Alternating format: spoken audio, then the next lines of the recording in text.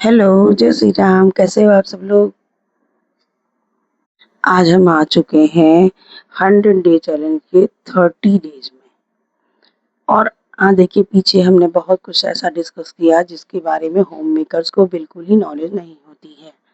So that कि आप aware रहो, आपको जानकारी मिलती रहे और इन सारी चीज़ों से आप जानकार बनते रहो। मेरा सिर्फ यही एक मोटिव है इस सेशन को लाने का। ठीक है, तो आज हम बात करेंगे कि होम मेकर्स इंश्योरेंस के बारे में क्या जानती हैं, कितना अवेयर रहती हैं, कितना वो उसके साथ कंसर्न रखती हैं, इसी पे बात करूँगी।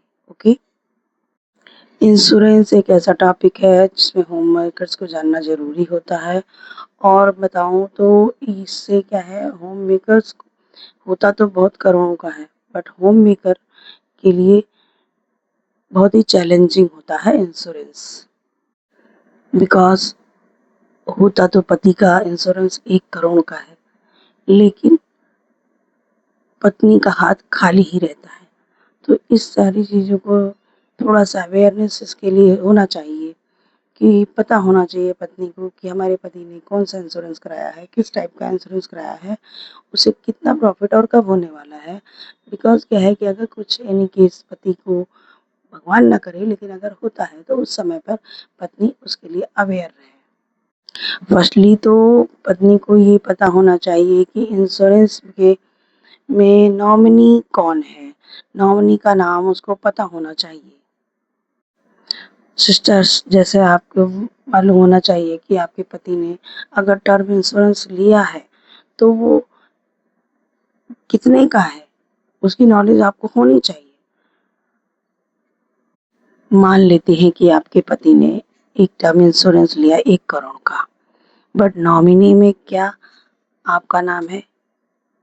और जब आपने देखा ही नहीं, तो मे बी पॉसिबल है कि वो अपनी मदर का नाम, अपनी सिस्टर का नाम भी नॉमिनी में डाल सकते हैं। बट होता क्या है, जब प्रॉब्लम आती है और पति के जाने के बाद देन आप ज़ीरो पे खड़े होते हो।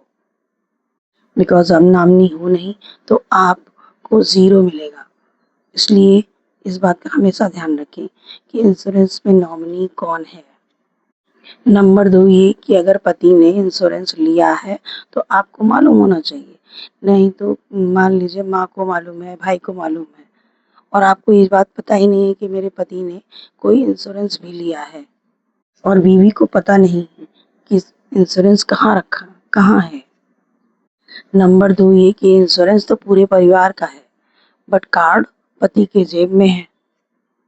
आप हॉस्पिटल में कैश दे रहे हो और कार्ड पति के पास है। में भी हो सकता है कि आपके पति ने शादी के पहले ईपीएफ, पीपीएफ में बैंक में सेव करते हों, बट वहाँ पर नाम पुराना पड़ा हुआ है।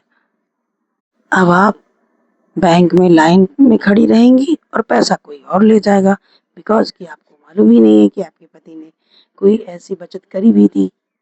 तो इसका सॉल्यूशन क्या है? आज सबसे पहले आप कागज़ चेक करिए। तो आज शाम को चाय के टाइम पे आपको सबसे पहला काम करना है कि आपको नॉमिनी चेक करना है और एलआईसी का पेपर देखना है, नहीं है तो पूछना है। उस पेपर में नॉमिनी के नाम पे आपका नाम है या नहीं है, ये चीज़ें भी पूरी जानकारी लेनी है। और पति से पूछना है कि इंश्योरेंस की फाइल कहाँ रखी है।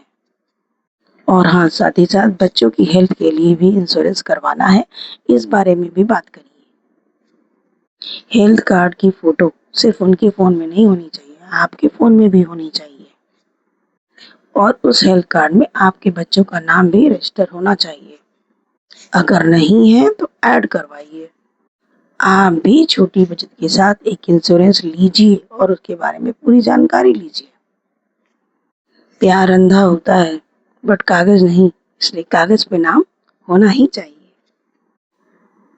तो आज इंश्योरेंस का पेपर चेक करके और नॉमिनी चेक करिए। कमेंट में लिखिएगा ज़रूर नॉमिनी। Thank you.